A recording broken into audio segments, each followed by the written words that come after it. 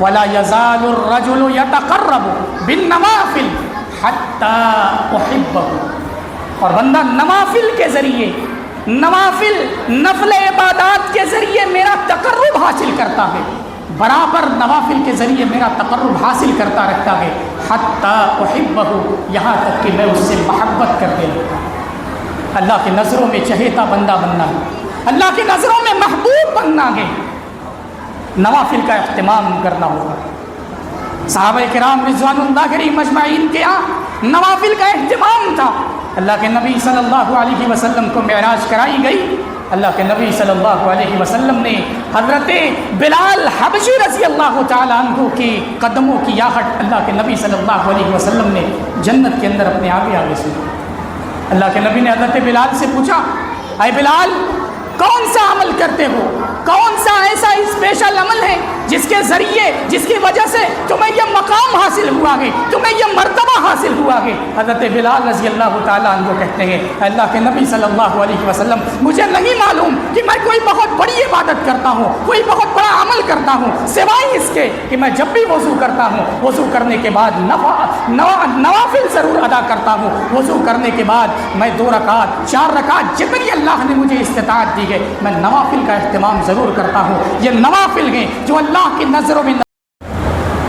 نحمده ونستعينه ونستغفره ونعوذ بالله من شرور أنفسنا ومن سيئات أعمالنا،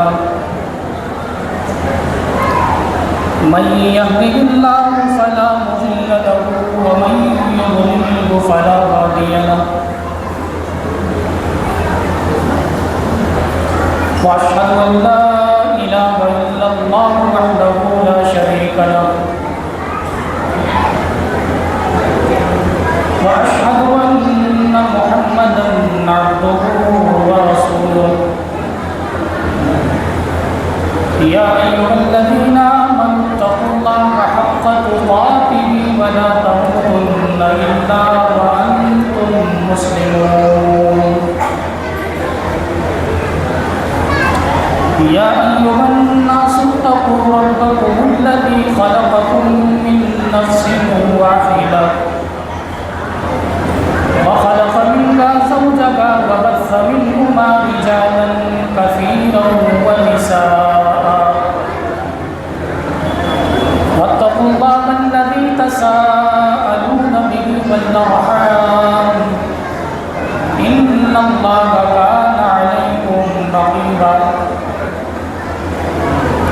يا أيها الذين آمنوا اتقوا الله وقولوا قولا سديدا يصلح لكم أعمالكم ويغفر لكم ذنوبكم، ومن يطع الله ورسوله فقد فاز فوزا عظيما، أما بعد فإن خير الحديث كتاب الله، وخير الهدي هدي محمد صلى الله عليه وسلم، وشر الأمور محدثاتها وكل محدثة بدعة وكل بدعة ضلالة وكل ضلالة في النار۔ أعوذ بالله من الشيطان الرجيم، بسم الله الرحمن الرحيم، إن الذين آمنوا وعملوا الصالحات سيجعل لهم الرحمن ودا، رب اشرح لي صدري ويسر لي أمري واحلل عقدة من لساني يفقهوا قولي، سبحانك لا علم لنا إلا ما علمتنا إنك أنت العليم الحكيم، رب يسر ولا تعسر وتمم بالخير، وبك نستعين يا فتاح، رب زدني علما۔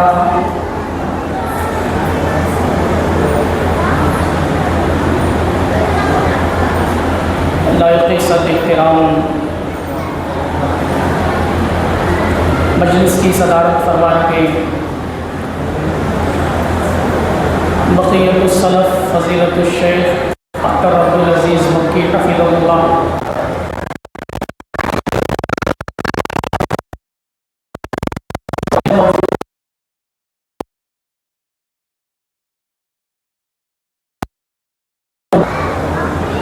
मेहमानान इज़ाम,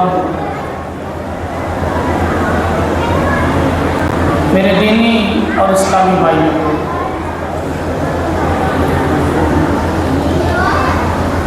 मौज़ा दुनिया की इस मस्जिद पर मुनाक़िद ये दीनी व इस्लामी प्रोग्राम काबिल मुबारकबाद भी नौजवान जिन्होंने इस प्रोग्राम को मुनाक़िद किया, अल्लाह रब्बुल आलमीन उनकी कोशिशों को कबूल फरमाए और मज़ीद इस तरीक़े के दीनी काम और इस तरीक़े के इस्लाही काम की अल्लाह रब्बुल आलमीन उन्हें तौफ़ीक़ दे। आमीन। मेरे इस्लामी भाइयों,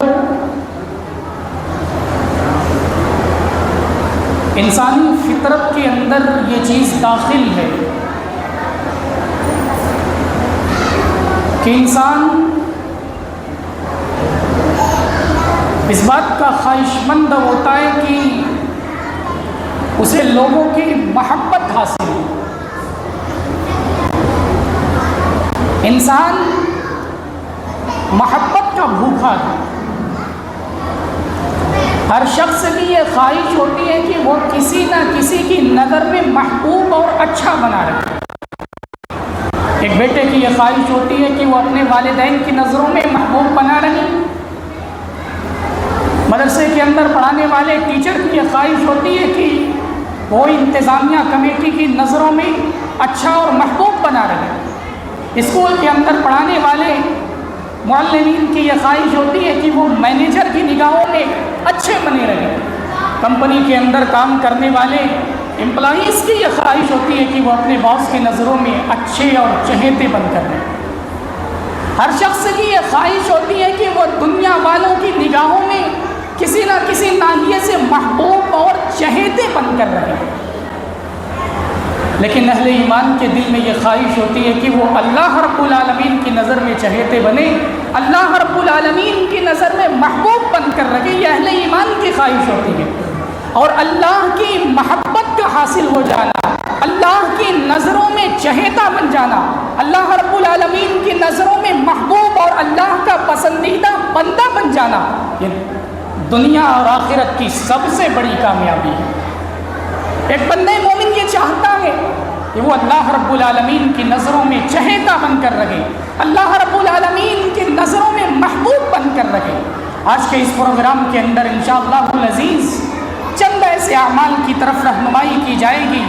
किताब और सुन्नत की रोशनी में वो चंद अमाल जिनकी अदायगी या जिनके करने पर बंदा अल्लाह रब्बुल आलमीन की नज़रों में चहेता बन जाता है। अल्लाह ताला ने सूरह आल इमरान के अंदर इरशाद फरमाया अपने नबी को मुखातब करते हुए, कुल इन कुंतुम तुहिब्बूनल्लाह, या नबी सल्लल्लाहु अलैहि वसल्लम आप कह दीजिए, इन कुंतुम तुहिब्बूनल्लाह, अगर तुम लोग अल्लाह से मोहब्बत का दावा करते हो, अगर तुम लोग अल्लाह से मोहब्बत के दावेदार हो, फत्तबिऊनी, तुम मेरी इत्तिबा करो, युहिब्बुकुमुल्लाह, अल्लाह रब्बुल आलमीन तुमसे मोहब्बत करेगा। अल्लाह रब्बुल आलमीन की मोहब्बत को हासिल करने के लिए, अल्लाह की नज़रों में चहेता बनने के लिए सबसे पहले जो चीज़ ज़रूरी है वो ये कि हम अल्लाह के रसूल सल्लल्लाहु अलैहि वसल्लम की इत्तिबा करें, अल्लाह के नबी सल्लल्लाहु अलैहि वसल्लम की इत्तिबा करने वालों में से बनकर। कुरान पाक के अंदर अल्लाह तबारक व तआला ने मुख्तलिफ मकामात पर नबी सल्लल्लाहु अलैहि वसल्लम की इताअत करने, नबी पाक सल्लल्लाहु अलैहि वसल्लम की इत्तिबा का हुक्म दिया। और इत्तिबा और इताअत के अंदर बड़ा लतीफ़ सा, बड़ा मामूली सा फ़र्क है। इत्तिबा का ये मतलब होता है कि अल्लाह के नबी सल्लल्लाहु अलैहि वसल्लम ने जो काम जैसे किया है وہ کام ویسے ہی کیا جائے۔ اور اطاعت کا یہ مطلب ہوتا ہے کہ اللہ کے نبی صلی اللہ علیہ وسلم نے ہمیں جس کام کے کرنے کا حکم دیا ہے، نبی کے اس حکم کی فرما برداری کرتے ہوئے، نبی کے اس حکم کی تعمیل کرتے ہوئے اس حکم کو بجا لایا جائے، نبی کے اس حکم کے اوپر سر تسلیم خم کیا جائے، تو یہ اطاعت رسول گئے۔ اور اتباع رسول یہ گئے کہ اللہ کے نبی نے جو عمل جیسے کر کے دکھایا گیا، اللہ کے نبی کے اس عمل کو ویسے کیا جائے، تو یہ اتباع رسول کہا جاتا ہے۔ ہم نماز پڑھتے ہیں، نماز ادا کرنا یہ اطاعت ہے،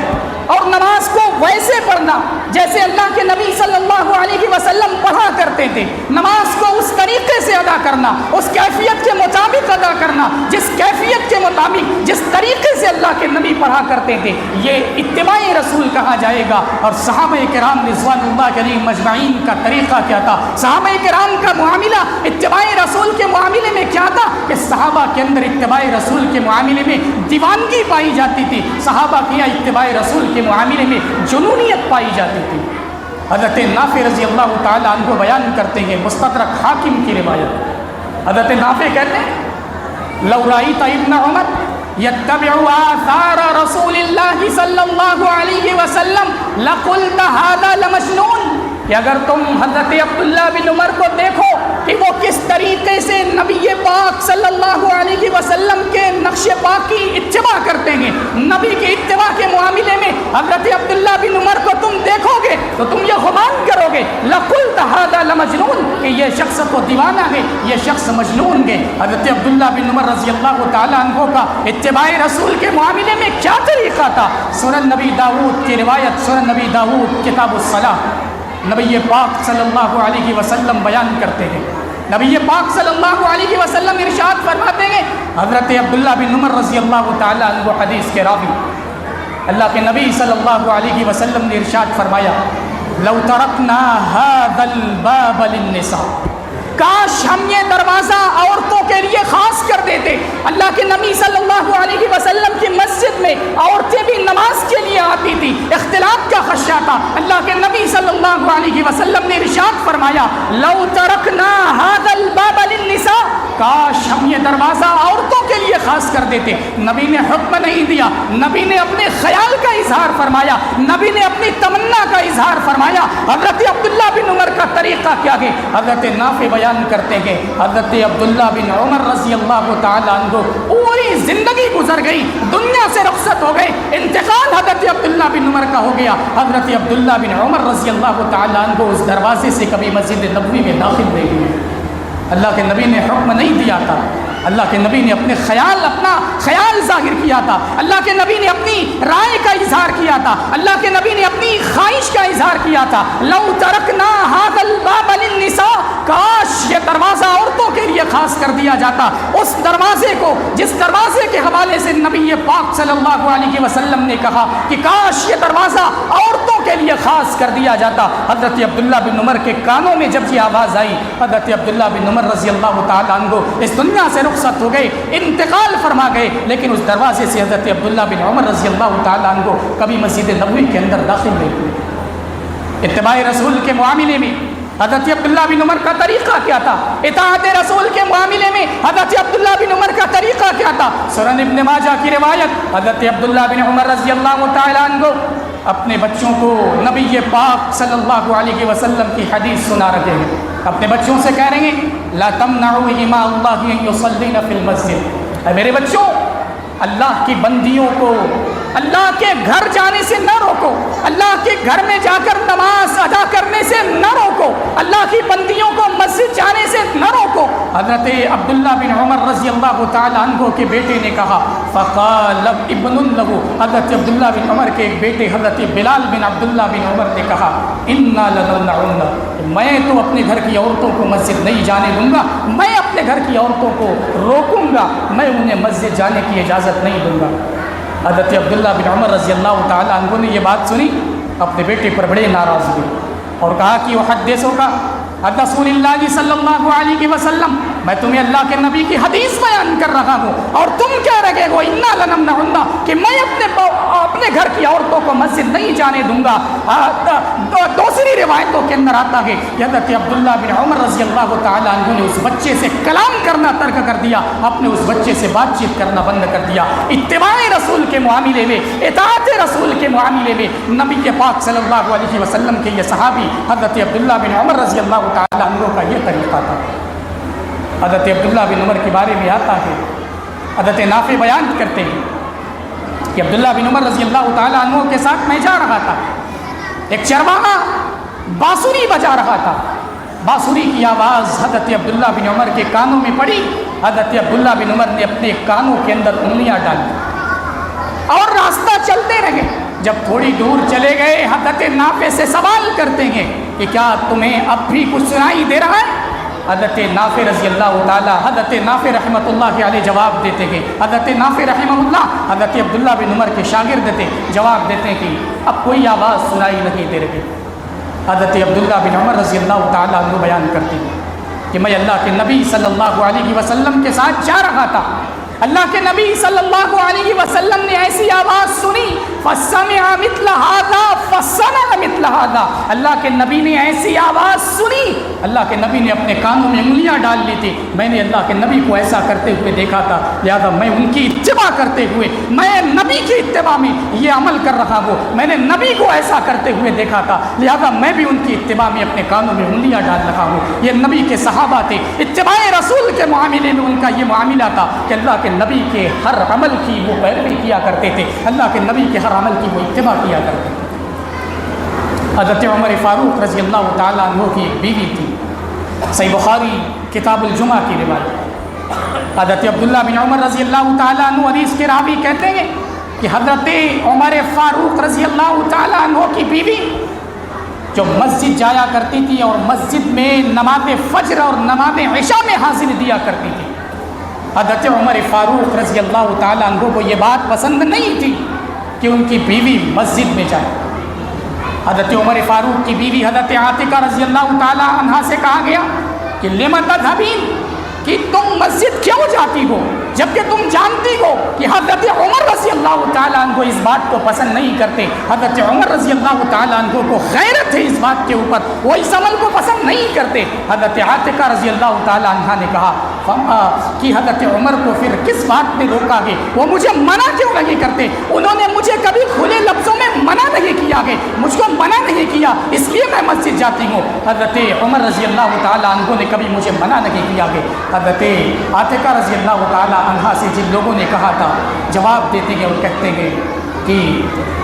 حضرت عمر رضی اللہ تعالیٰ عنہ کو اللہ کے نبی کے اس قول نے روک دیا گیا، منعہ قول رسول اللہ صلی اللہ علیہ وسلم، حضرت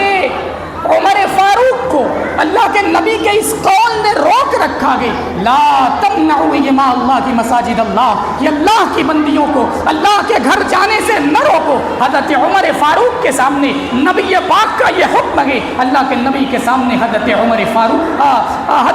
فاروق کے سامنے اللہ کے نبی صلی اللہ علیہ وسلم کی یہ حدیث ہے، اور حضرت عمر فاروق رضی اللہ تعالیٰ عنہ اس بات کو پسند نہ کرنے کے باوجود اپنی بیوی سے منع نہیں کر رہے کہ تم مسجد نہ جاؤ، بلکہ اس بات کو ناپسند ضرور کر رہے گے۔ یہ صحابہ کا طریقہ تھا کہ ناپسندیدہ وہ اس بات کو گرچہ ناپسند نہ کرتے تھے، لیکن اللہ کے نبی کی اتباع کے معاملے میں وہ اپنی زبان سے ایک حرف تک نہیں نکالتے تھے۔ اتباع رسول، اللہ کے رسول کی اتباع کرنا، اللہ کے رسول کی پیروی کرنا اللہ کے نظروں میں محبوب اور چہیتا بننے کے لیے ضروری ہے۔ اور اس نبی کی اتباع کیوں نہ کی جائے،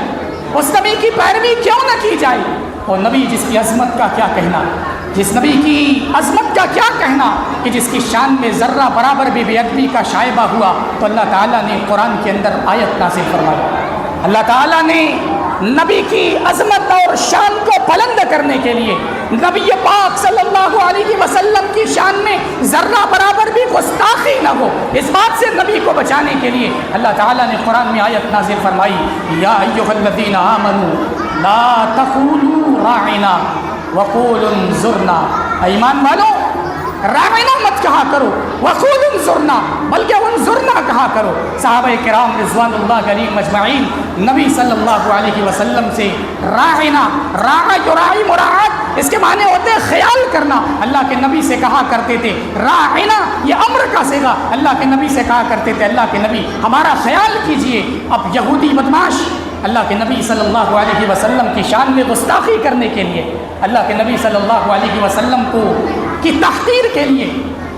راعینا لفظ کو تھوڑا سا کھینچ کے کہا کرتے تھے راعینا، اور عربی زبان کے اندر راعینا کا مطلب ہوتا ہے اے ہمارے چرواہے۔ اللہ تعالیٰ نے قرآن کے اندر آیت نازل فرمائی، اے ایمان والو لا تقولوا راعینا، راعینا نہ کہا کرو، وقولوا انظرنا بلکہ انظرنا کہا کرو۔ یہ نبی کی شان ہے کہ نبی پاک صلی اللہ علیہ وسلم کی شان میں ذرہ برابر بھی بے ادبی، ذرہ برابر بھی گستاخی رب العالمین کو پسند لگی۔ کیوں نہ اس نبی کی اتباع کی جائے، کیوں نہ اس نبی کی اطاعت کی جائے، وہ نبی جس کی اہمیت تو یہ ہے کہ اللہ تعالیٰ نے قرآن کے اندر نبی کا تذکرہ کیا، کبھی کا نام لیا اللہ نے قرآن کے اندر، تو اللہ نے نبی کا نام لیا، تو نبی کا کبھی اکیلا نام نہیں لیا، کہیں محمد نہیں کہا، بلکہ جہاں کہیں بھی اللہ تبارک و تعالیٰ نے اپنے حبیب کا نام لیا ہے تو اپنے حبیب کے نام کے ساتھ رسول کا لفظ ضرور لیا۔ اللہ تعالیٰ نے جہاں کہیں بھی قرآن کے اندر محمد نام کا استعمال کیا، اللہ تبارک و تعالیٰ نے وہاں لفظ رسول یا رسول اللہ کا استعمال ضرور کیا۔ اللہ تعالیٰ نے کہا وما محمد الا رسول، ما کان محمد ابا احد من رجالکم ولکن رسول اللہ، محمد الرسول اللہ، یعنی وہ نبی جس کی عظمت اور جس کی شان لے گئی۔ اللہ تعالیٰ نے قرآن کے اندر اس نبی کا نام لیا، اور نبی کا نام اکیلے نہیں لیا، نبی کا نام سنگل محمد نہیں لیا، بلکہ نبی کا نام اگر اللہ نے لیا گئے تو اللہ تبارک و تعالیٰ نے نبی کا نام لیا تو لفظ محمد کے ساتھ رسول کا اضافہ کیا۔ یہ نبی کی شان ہے، یہ نبی کی عظمت ہے، کیوں نہ اس نبی کی اتباع کی جائے، کیوں نہ اس نبی کی اطاعت کی جائے، کیوں نہ اس نبی کی پیروی کی جائے۔ اور صحابہ کا کیا معاملہ تھا، اللہ کے نبی کی اتباع کے معاملے میں صحابہ کے اندر دیوانگی پائی جاتی تھی۔ حضرت عمر فاروق رضی اللہ تعالیٰ عنہ کے بارے میں آتا ہے، حجر اسود کو بوسہ دے رہے ہیں تو کہہ رہے ہیں واللہ انی لأعلم انک حجر، اے حجر اسود میں خوب جانتا ہوں کہ تو صرف اور صرف ایک پتھر ہے،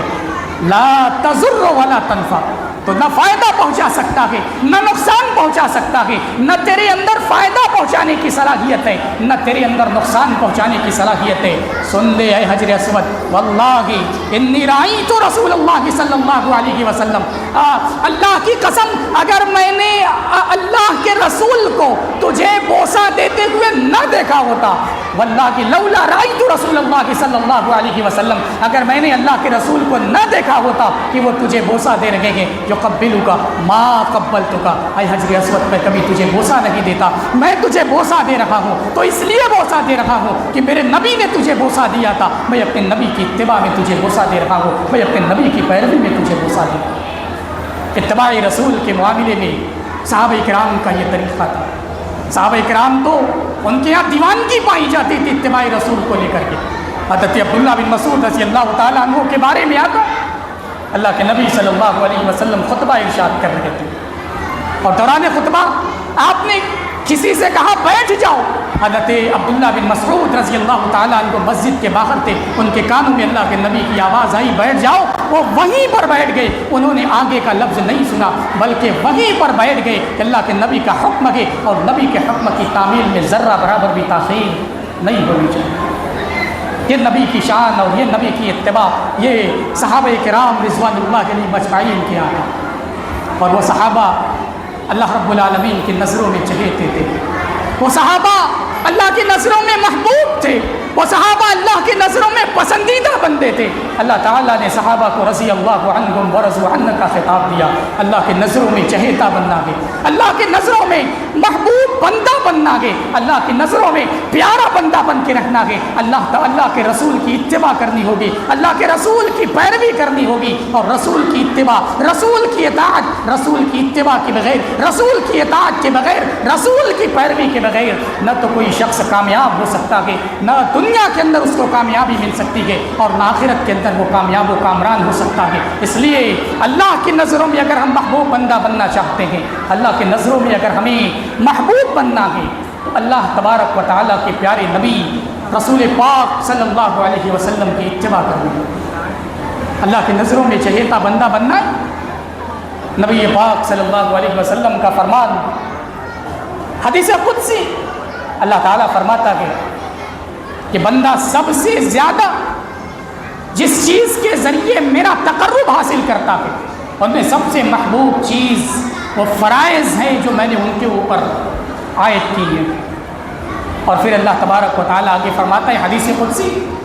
وَلَا يَزَالُ الرَّجُلُ يَتَقَرَّبُ بِالنَّوَافِلِ حَتَّى أُحِبَّهُ، اور بندہ نوافل کے ذریعے، نوافل نفل عبادات کے ذریعے میرا تقرب حاصل کرتا ہے، برابر نوافل کے ذریعے میرا تقرب حاصل کرتا رہتا ہے، حتیٰ احبہ، یہاں تک کہ میں اس سے محبت کرتے رہتا ہوں۔ اللہ کی نظروں میں چہیتا بندہ بننا ہے، اللہ کی نظروں میں محبوب بننا ہے، نوافل کا اہتمام کرنا ہوگا۔ صحابہ کرام رضوان اللہ علیہم مجمعین کے یہاں نوافل کا اہتمام تھا۔ اللہ کے نبی صلی اللہ علیہ وسلم کو معراج کرائی گئی، اللہ کے نبی صلی اللہ علیہ وسلم نے حضرت بلال حبشی رضی اللہ تعالیٰ عنہ کے قدموں کی آہٹ اللہ کے نبی صلی اللہ علیہ وسلم نے جنت کے اندر اپنے آگے آگے سنی۔ اللہ کے نبی نے حضرت بلال سے پوچھا، اے بلال کون سا عمل کرتے ہو، کون سا ایسا اسپیشل عمل ہے جس کے ذریعے، جس کی وجہ سے تمہیں یہ مقام حاصل ہوا ہے، تمہیں یہ مرتبہ حاصل ہوا ہے؟ حضرت بلال رضی اللہ تعالیٰ عنہ کہتے ہیں، اللہ کے نبی صلی اللہ علیہ وسلم مجھے نہیں معلوم کہ میں کوئی بہت بڑی عبادت کرتا ہوں، کوئی بہت بڑا عمل کرتا ہوں، سوائے اس کے کہ میں جب بھی وضو کرتا ہوں، وضو کرنے کے بعد نوافل ضرور ادا کرتا ہوں۔ وضو کرنے کے بعد میں 2 رکعت 4 رکعت جتنی اللہ نے مجھے استطاعت دی ہے میں نوافل کا اہتمام ضرور کرتا ہوں۔ یہ نوافل ہیں جو اللہ کی نظروں میں نہ صرف چہیتا بناتی ہے، نہ صرف اللہ کی نظروں میں محبوب بناتی ہے، بلکہ یہ نوافل بندے کے لیے درجات کی بلندی کا بھی سبب بنتی ہے۔ اور اللہ کے نبی صلی اللہ علیہ وسلم کے بارے میں آتا ہے، اللہ کے نبی صلی اللہ علیہ وسلم بھی فرائض کے علاوہ نوافل کا کس قدر اہتمام کیا کرتے تھے۔ اب عائشہ رضی اللہ تعالیٰ عنہ بیان کرتے ہیں، اللہ کے نبی صلی اللہ علیہ وسلم راتوں کو قیام کرتے، بڑی لمبی عبادت کیا کرتے، راتوں کو عبادت کرتے، بڑا لمبا قیام کرتے، لمبا قیام، اور اتنا لمبا قیام ہوتا اللہ کے نبی صلی اللہ علیہ وسلم کے پاؤں میں سوجن آ جاتی تھی، اللہ کے نبی کے پاؤں میں ورم آ جاتا تھا۔ اللہ کے نبی سے کہا کہ اللہ کے نبی قد غفر اللہ ما تقدم من ذنبک وما تأخر، اللہ نے آپ کے اگلے پچھلے سارے گناہوں کو معاف کر دیا ہے، آپ اتنی مشقت کیوں اٹھاتے ہیں، آپ اتنی تکلیف کیوں اٹھاتے ہیں؟ اللہ کے نبی کا بڑا پیارا سا جواب تھا، افلا اکون عبدا شکورا، کیا میں اپنے رب کا شکر گزار بنتا نہ بنوں، کیا میں اپنے رب کی نگاہوں میں اس کا شکریہ ادا کرنے والا بندہ نہ بنوں؟ یعنی نوافل کا اہتمام نبی کے ہاں بھی پایا جاتا ہے، نوافل کا اہتمام صحابہ بھی کیا کرتے تھے، اور نوافل کا اہتمام وہی بندہ کر سکتا ہے، نوافل کے اوپر ہمیشگی اور نوافل کے اوپر مداومت وہی بندہ اختیار کر سکتا ہے جو فرائض کا پابند ہے۔ اور ایک دن کی نوافل، ایک دن کی نفل عبادات آپ کو اللہ رب العالمین کی نگاہوں میں محبوب نہیں بنا سکتی۔ اللہ کے نبی کی حدیث، لا یزال الرجل یتقرب، بندہ برابر میرا تقرب حاصل کرتا ہے بالنوافل، نوافل کے ذریعے، یعنی نوافل کے اندر کنسسٹنسی ہونی چاہیے، تسلسل ہونا چاہیے، لگاتار آپ نوافل کا اہتمام کرتے رہیں۔ اور بندہ جب نوافل کے اوپر مداومت اختیار کرتا ہے، تسلسل کے ساتھ نفل عبادات کا اہتمام کرتا ہے، تو وہ بندہ اللہ رب العالمین کی نظروں میں چہیتا بنتا ہے، وہ بندہ اللہ کی نظروں میں محبوب بن جاتا ہے، وہ بندہ اللہ رب العالمین کی نگاہوں میں اس کا محبوب اور اس کا پسندیدہ بندہ بن جاتا ہے۔ اللہ کی نظروں میں محبوب بندہ بن کے رہنا ہے۔ اللہ کی نظروں میں چہیتے کیسے بنے؟ اللہ تعالیٰ نے قرآن کے اندر ارشاد فرمایا، ان اللہ یحب التوابین، اللہ تعالیٰ توبہ کرنے والوں سے محبت کرتا ہے، اللہ تعالیٰ توبہ کرنے والوں سے محبت کرتا ہے، توبہ کرنے والوں کو اللہ رب العالمین اپنا چہیتا بناتا ہے۔ ایک بندہ گناہ کرنے کے بعد جب اللہ رب العالمین کی بارگاہ میں اپنے ہاتھوں کو اٹھا کر دعا کرتا ہے، اپنے ہاتھوں کو اٹھا کر گناہوں سے معافی مانگتا ہے، اپنے ہاتھوں کو اٹھا کر فریاد کرتا ہے، عاجزی کے ساتھ، انکساری کے ساتھ، نادم ہو کر اپنے گناہوں پر جب اللہ سے گڑ گڑاتا ہے، اللہ کے سامنے لو لگاتا ہے، وہ اللہ رب العالمین کی نظروں میں چہیتا بندہ بنتا ہے، وہ اللہ رب العالمین کی نظروں میں بڑا محبوب اور بڑا پسندیدہ بندہ بن جاتا ہے۔ گناہوں کے بعد معافی مانگنا، گناہوں کے بعد استغفار کرنا، گناہ ہو جائے توبہ کرنا، یہ اللہ کے محبوب بندوں کا عمل ہے۔ مگر ہمارے سماج کی یہ حالت ہے، اگر کوئی شخص گناہوں کے بعد توبہ کرے، استغفار کرے، نیکی کے راستے پر آ جائے، نیک عمل کرنے لگے، اچھا عمل کرنے لگے، ہمارا سماج اسے معاف نہیں کرتا، ہمارے سماج کے اندر اسے تانا دیا جاتا ہے، 100 چوہے کھا کر بلی چلی حج کو۔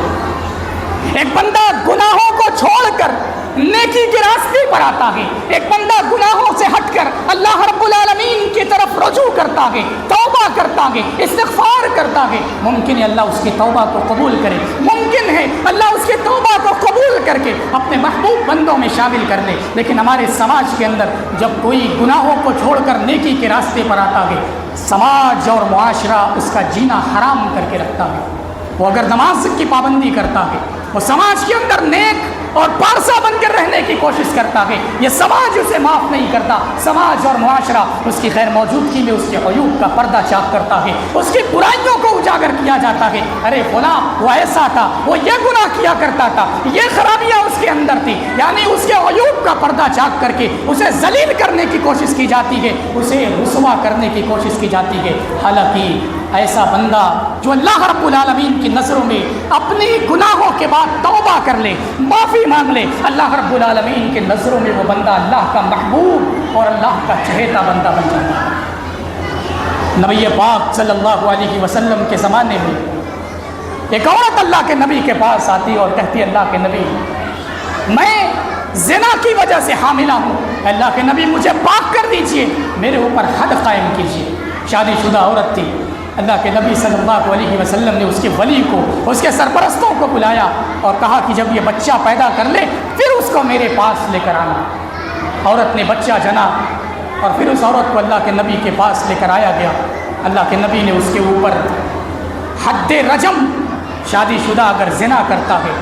پتھر مار مار کر ہلاک کیا جائے گا، یہ شریعت کا قانون ہے، یہ اسلامک لا یہ ہمیں سکھاتی ہے کہ اگر کوئی زانیہ شادی شدہ ہے، زناکار مرد اور زناکار عورت اگر وہ شادی شدہ ہو کر زنا کرتا ہے، اگر کوئی عورت شادی شدہ ہو کر زنا کرتی ہے، اسلامی قانون یہ ہے کہ اس کو پتھر مار مار کر ہلاک کیا جائے گا۔ اللہ کے نبی نے حکم صادر فرمایا، اس عورت کو پتھر مار مار کر رجم کر دیا گیا، ہلاک کر دیا گیا۔ نبی صلی اللہ علیہ وسلم نے اس عورت کی نماز جنازہ پڑھائی، جنازے کی نماز پڑھائی۔ حضرت عمر فاروق رضی اللہ تعالیٰ عنہ نے اعتراض کیا اور کہا، اللہ کے نبی اس عورت نے زنا کیا تھا، یہ زانیہ عورت تھی، آپ اس کی نماز جنازہ نہیں پڑھائیں گے؟ اللہ کے نبی نے حضرت عمر سے کہا، اے عمر لقد تابت توبۃ، اس عورت نے ایسی توبہ کی ہے، لو قسمت بین 70، اگر اس عورت کی توبہ کو مدینہ کے 70 آدمیوں کے درمیان تقسیم کر دیا جائے تو اس اکیلے عورت کی توبہ مدینہ کے 70 آدمیوں کے لیے کافی ہو جائے گی۔ ایک گناہگار اللہ کی بارگاہ میں گناہ کرنے کے بعد توبہ کرتا ہے، گناہ کرنے کے بعد اللہ کی بارگاہ میں آ کر عاجزی کے ساتھ، انکساری کے ساتھ اپنے گناہوں پر نادم ہو کر اگر وہ روتا ہے، گڑ گڑاتا ہے، تو سماج اور معاشرے کو چاہیے ایسے لوگوں کو بخش دیا جائے۔ آپ کو کس نے حق دیا ہے کسی کے کیریکٹر کے اوپر انگلی اٹھانے کا؟ آپ کو کس نے حق دیا ہے کسی کے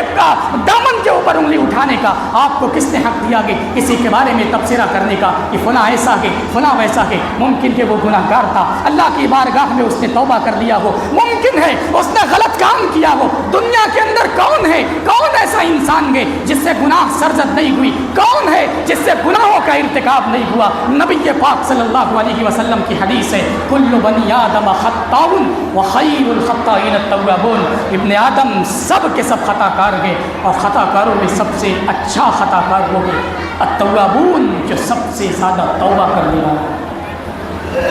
ایک انسان جب اللہ رب العالمین کی بارگاہ میں توبہ کرتا ہے، نہ صرف وہ اللہ کا چہیتا بندہ بنتا ہے بلکہ اللہ رب العالمین اس کی گناہوں کو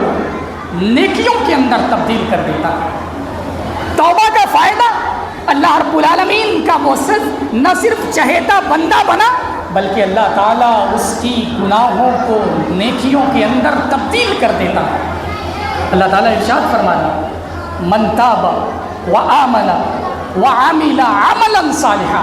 جو توبہ کرے، ایمان لائے، نیک عمل کرے، فَأُولَٰئِكَ يُبَدِّلُ اللَّهُ سَيِّئَاتِهِمْ حَسَنَاتٍ، اللہ تعالیٰ کہتا ہے یہی وہ لوگ ہیں جن کی گناہوں کو ہم نے نیکیوں کے اندر تبدیل کر دیا ہے۔ توبہ کرنے والا جب توبہ کرتا ہے اللہ کی نظروں میں محبوب بنتا ہے، اللہ اس کے گناہوں کو نیکیوں کے اندر تبدیل کرتا ہے، اور اللہ رب العالمین توبہ کرنے کی وجہ سے قیامت کے دن جب وہ اپنے نامہ اعمال کو دیکھے گا، جب وہ اپنے صحیفے کو دیکھے گا، طوبیٰ لمن وجد فی صحیفتہ استغفارا کثیرا، ایسے شخص کے لیے بشارت ہے، ایسے شخص کے لیے طوبیٰ ہے جس کے صحیفے میں، جس کے نامہ اعمال میں کثرت سے استغفار پائی جائے۔ اور نبی صلی اللہ علیہ وسلم کا کیا طریقہ تھا؟ اللہ کے نبی صلی اللہ علیہ وسلم کس قدر توبہ اور استغفار کیا کرتے تھے؟ اللہ کے نبی کا ارشاد تھے یا ایھا الناس توبوا الی ربکم، اے لوگوں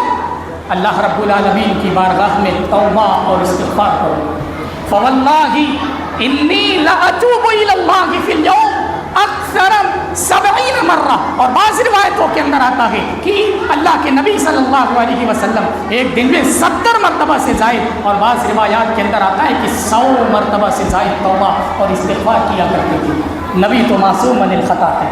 نبی ایک دن میں 100 مرتبہ سے زائد توبہ اور استغفار کر رہے ہیں۔ ہم سے نہ جانے کتنی گناہ کی سرزد ہوتی ہے، ہم سے نہ جانے کتنی خطائیں سرزد ہوتی ہیں۔ انسان تو خطاؤں کا پتلا ہے، ہم اپنے بارے میں یہ دعویٰ نہیں کر سکتے کہ ہم سے گناہیں سرزد نہیں ہو رہی، ہم سے خطائیں سرزد نہیں ہو رہی۔ ہر انسان خطا کار ہے، لہذا ہمیں توبہ کرتے رہنا چاہیے، توبہ کا دامن ہمارے ہاتھ سے چھوٹنا نہیں چاہیے۔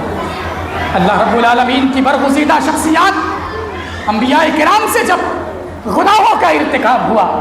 اللہ رب العالمین کی ان برگزیدہ شخصیتوں نے فوراً اللہ رب العالمین کے سامنے اپنے دامن کو پھیلایا، اللہ رب العالمین کے سامنے اپنے ہاتھ کو پھیلایا، اور فوراً اللہ رب العالمین سے دعا کی۔ حضرت آدم علیہ السلام، حضرت حوا علیہ السلام، اللہ تعالیٰ نے منع فرمایا تھا فلاں درخت کے قریب مت جانا۔ شیطان کے بہکاوے میں آ کر جب اس درخت کے قریب گئے اور شجر ممنوعہ اس کے پھل کو کھایا، اللہ رب العالمین نے سزا کے طور پر جو لباس انہیں عطا کیا تھا وہ لباس ان سے واپس چھین لیا، وہ دونوں ننگے ہو گئے۔ اللہ رب العالمین نے پھر ان کو کلمات سکھائے، فتلقى آدم من ربہ کلمات۔ مفسرین نے اس سے ایک نقطہ یہ بھی نکالا کہ اللہ رب العالمین کی طرف سے ہی توبہ کی توفیق ملتی ہے، توبہ کی توفیق بھی اللہ تعالیٰ ہی دیتا ہے۔ اللہ تعالیٰ سے توفیق کا سوال کرتے رہنا چاہیے کہ اللہ تعالیٰ ہمیں توبہ کی توفیق دے، ہمیں اپنے گناہوں پر رونے، اپنے گناہوں پر نادم ہونے، اللہ رب العالمین کے حضور رونے اور گڑ گڑانے کی توفیق دے۔ حضرت آدم، حضرت حوا اللہ رب العالمین کی بارگاہ میں ہاتھ اٹھا کر دعا کرتے ہیں، ربنا ظلمنا انفسنا، پروردگارا ہم نے اپنی جان کے اوپر ظلم کیا ہے، وَإِن لَّمْ تَغْفِرْ لَنَا وَتَرْحَمْنَا لَنَكُونَنَّ مِنَ الْخَاسِرِينَ۔ اے اللہ اگر تو نے ہم پر رحم نہیں کیا، اے اللہ اگر تو نے ہمیں معاف نہیں کیا، اگر تو نے ہم پر رحم نہیں کیا، لَنَكُونَنَّ مِنَ الْخَاسِرِينَ، ہم خسارہ اٹھانے والوں میں سے ہو جائیں گے، ہم نقصان اٹھانے والوں میں سے ہو جائیں گے۔ حضرت آدم علیہ السلام کی یہ دعا، ہمیں بھی اللہ تبارک و تعالیٰ سے یہ دعا کرنا چاہیے، پروردگارا ہمارے گناہوں کو معاف فرما۔ ہم سے کتنی گناہیں سرزد ہوتی ہیں، ہماری گناہوں کا تو کوئی شمار نہیں۔ ہم اگر اپنی روزمرہ کا، اپنی روزانہ کی زندگی کا جائزہ لیں، ہمیں اندازہ نہیں کہ ہم سے نہ جانے کتنی گناہیں سرزد ہوتی ہیں۔ ہم تو نیکیاں اتنی کرتے ہیں کہ اپنی انگلیوں پر شمار کر لیں کہ آج ہم نے نیکی کا یہ کام کیا، یہ کام کیا، یہ کام کیا۔ ہم نیکی کا اتنا ہی کام کرتے ہیں، اپنی انگلیوں پر شمار کر سکتے ہیں کہ نیکی کا ہم نے یہ ہم نے یہ نیکی کا کام کیا، لیکن ہماری گناہیں بے شمار ہیں، ہماری گناہیں لاتعداد ہیں۔ ہمیں اللہ رب العالمین سے کس قدر توبہ اور استغفار کرنا ہوگا، اللہ رب العالمین سے ہمیں کس قدر معافی مانگنی ہوگی، اللہ رب العالمین کے حضور ہمیں کس قدر رونا اور گڑ گڑانا ہوگا، اللہ رب العالمین کے حضور ہمیں کس قدر تضرع کے ساتھ دعائیں کرنی ہوگی۔ اللہ کی نبی حضرت نوح علیہ السلام اللہ رب العالمین سے جب اپنے کافر بیٹے کے لیے دعا کرتے ہیں، اللہ رب العالمین کی جانب سے ڈانٹ لگائی جاتی ہے۔ حضرت نوح علیہ السلام کو اپنی غلطی کا احساس ہوتا ہے، اللہ تعالیٰ سے دعا کرتے ہیں، رب انی اعوذ بک ان اسألک ما لیس لی بہ علم، پروردگارا میں نے تجھ سے اس چیز کا سوال کیا جس کے بارے میں مجھے علم نہیں تھا، وَإِلَّا تَغْفِرْ لِي وَتَرْحَمْنِي، اے اللہ اگر تو نے مجھے معاف نہیں کیا، اے اللہ اگر تو نے مجھ پر رحم نہیں کیا، لَأَكُنْ مِنَ الْخَاسِرِينَ، میں خسارہ اٹھانے والوں میں سے ہو جاؤں گا، میں نقصان اٹھانے والوں میں سے ہو جاؤں گا۔ اور حضرت یونس علیہ السلام کی وہ مشہور دعا، مچھلی کے پیٹ میں حضرت یونس علیہ السلام دعا کر رہے تھے، لا الہ الا انت سبحانک انی کنت من الظالمین، کہ نہیں کوئی معبود سوائے تیری ذات پاک ہے، انی کنت من الظالمین، پروردگارا میں ہی ظالموں میں سے۔ اور اللہ کے نبی نے تو دعا سکھلائی ہے، ہم نماز میں دعا کرتے ہیں، اللہم انی ظلمت نفسی ظلما کثیرا، پروردگارا انی ظلمت نفسی ظلما کثیرا، پروردگارا ہم نے اپنی جان کے اوپر بہت زیادہ ظلم کیا ہے۔ ہم اللہ تبارک و تعالیٰ سے نماز پڑھتے ہیں، تشہد میں بیٹھتے ہیں، سلام پھیرنے کے وقت ہم اللہ تبارک و تعالیٰ سے اپنے گناہوں کی معافی مانگتے ہیں۔ گناہوں کی معافی مانگنا یہ قیامت کے دن نجات کا سبب ہوگا، یہ قیامت کے دن ہمارے لیے رحمت ثابت ہوگا۔ ایک بندہ جب اپنے ہاتھ کو اٹھا کر اللہ تعالیٰ سے معافی مانگتا ہے، اللہ تعالیٰ کے سامنے توبہ کرتا ہے، استغفار کرتا ہے، اللہ رب العالمین اس کے لیے برکتوں کے دروازے کھولتا ہے۔ حضرت نوح علیہ السلام نے اپنی قوم کو مخاطب کر کے کہا تھا، استغفروا ربکم انہ کان غفارا، اے میری قوم کے لوگوں اپنے رب سے مغفرت طلب کرو، انہ کان غفارا، وہ گناہوں کو معاف کرنے والا ہے۔ فائدہ کیا ہوگا؟ کہ گناہوں کی معافی مانگنے کا فائدہ کیا ہوگا؟ یرسل السماء علیکم مدرارا، اللہ تعالیٰ ہمارے اوپر آسمان سے موسلادھار بارش کو نازل کرے گا۔ آج بارش کا انتظار ہم کر رہے ہیں، اللہ تعالیٰ کی جانب سے ابر رحمت آتا ہے، کالے بادل چھاتے ہیں، گرمی سے ہر انسان پریشان، بارش نہیں ہو رہی، بارش کے لیے ہم پریشان ہیں۔ اللہ تعالیٰ نے نسخہ بتایا، اللہ کے حضور اپنے گناہوں سے معافی مانگیں، اللہ کے حضور توبہ کریں، استغفار کریں۔ اللہ تعالیٰ کہتا ہے یرسل السماء علیکم مدرارا، توبہ کریں گے، اللہ سے معافی مانگیں گے، اللہ تعالیٰ تمہارے لیے آسمان سے موسلادھار بارش کو نازل کرے گا۔ وَيُمْدِدُكُم بِأَمْوَالٍ وَبَنِينَ، اللہ تعالیٰ مدد کرے گا مال کے ذریعے بھی، وبنین اور اولاد کے ذریعے بھی، یعنی اللہ تبارک و تعالیٰ ہمارے مال کے اندر بھی برکت دے گا، اولاد کے اندر بھی برکت دے گا۔ وَيَجْعَلْ لَكُمْ جَنَّاتٍ وَيَجْعَلْ لَكُمْ أَنْهَارًا، اللہ تعالیٰ ہمارے لیے باغات تیار کرے گا، اللہ ہمارے لیے نہریں تیار کرے گا۔ اللہ کی نظروں میں چہیتا بننا ہے، اللہ کی نظروں میں محبوب بن کے رہنا ہے، اللہ تبارک و تعالیٰ کے حضور توبہ کرنا ہوگا، اللہ کے حضور اپنے گناہوں کی معافی مانگنی ہوگی۔ گناہوں سے توبہ کرنے والا، گناہوں پر نادم ہو کر استغفار کرنے والا اللہ کے نزدیک محبوب اور چہیتا بندہ بنتا ہے۔ اور ایک بندہ جب اللہ کے نظروں میں محبوب بن جاتا ہے، اللہ تبارک و تعالیٰ اس بندے کے حوالے سے حضرت جبرائیل سے کہتا ہے، اللہ تعالیٰ حضرت جبرائیل کو آواز دیتا ہے اور کہتا ہے انی احب فلانا، کہ میں فلاں بندے سے محبت کرتا ہوں، لہذا تم بھی اس سے محبت کرو۔ حضرت جبرائیل علیہ السلام اس سے محبت کرتے ہیں۔ پھر اس کے بعد حضرت جبرائیل علیہ السلام آسمان میں آواز لگاتے ہیں اور کہتے ہیں کہ اللہ تبارک و تعالیٰ فلاں بندے سے محبت کرتا ہے، لہذا تم لوگ بھی اس سے محبت کرو۔ آسمان والے بھی اس سے محبت کرتے ہیں، اور پھر اس محبوب بندے کے لیے، اللہ کے اس چہیتے بندے کے لیے ثم یوزع له القبول فی الارض، زمین کے اندر اس کے لیے مقبولیت رکھ دی جاتی ہے۔ اللہ کی نظروں میں ایک بندہ جب چہیتا بنتا ہے، اللہ کی نظروں میں ایک بندہ جب محبوب بنتا ہے، اللہ کا چہیتا جب کوئی بندہ بنتا ہے، اللہ نہ صرف اپنی نظروں میں اسے محبوب بناتا ہے بلکہ دنیا والوں کی نظروں میں بھی اسے محبوب بنا دیتا ہے۔ اللہ کہتا ہے ان الذین آمنوا وعملوا الصالحات سیجعل لهم الرحمن ودا، کہ بے شک جو لوگ ایمان لائے، وعملوا الصالحات اور نیک عمل کیا، سیجعل لهم الرحمن ودا، ان قریب رحمان ان کے لیے محبت کو پیدا کرے گا۔ اللہ اس بندے کو لوگوں کی نظروں میں محبوب بنا دیتا ہے، وہ بندہ لوگوں کی نظروں میں محبوب بندہ بن جاتا ہے۔ یہ اللہ تبارک و تعالیٰ کا کہ نظروں میں چہیتا بندے کا چہیتا بندہ بننے کا یہ فائدہ ہوتا ہے کہ نہ صرف ہم اللہ کے نظروں میں محبوب بنتے ہیں بلکہ ہم دنیا والوں کی نظروں میں بھی محبوب بن جاتے ہیں۔ لہٰذا ہمیں چاہیے کہ ہم ایسے اعمال کے اوپر مداومت اختیار کریں، ایسے اعمال کی طرف سبقت کریں جو اعمال ہمیں اللہ رب العالمین کی نظروں میں چہیتا بندہ بناتے ہیں،